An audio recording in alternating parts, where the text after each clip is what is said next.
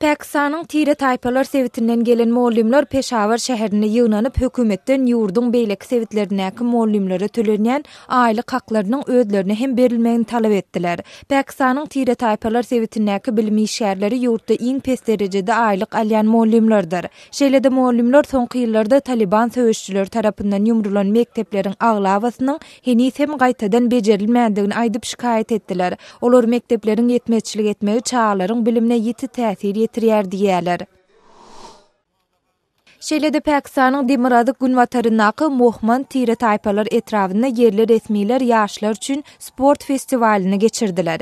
2 gün dowam etjek bu dowalanyň çäğinde dürli ýaryşlar, şoltanda futbol, voleybol, awtolog ýaryşy we Pakistanyň milli oýunlary boýunça bähleşikler geçirilýär. Pakistanyň hökümet güýçleri bilen islamçy söwüşçüleriň arasyndaky Tire taýpalar sebitinde sport çäreleri seýrek geçirilýär.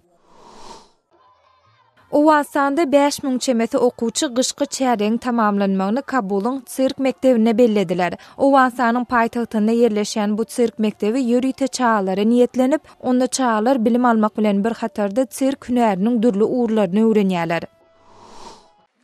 Krimde her ýyl geçirilen Krim gödeli atly gödellük bähleşigine asly Krim tatarlaryndan student gyz 1-nji orna eýe boldy. Şu ýyl 10-njy gedek geçirilen bu bähleşikde ilkinji gedek tatar gödeli 1-nji ýeri eýledi. 9-njy martda Ava Seytumerova 23 gödeliň arasyndan 1-nji taýlanyp Krim gödeli adyny eýe boldy.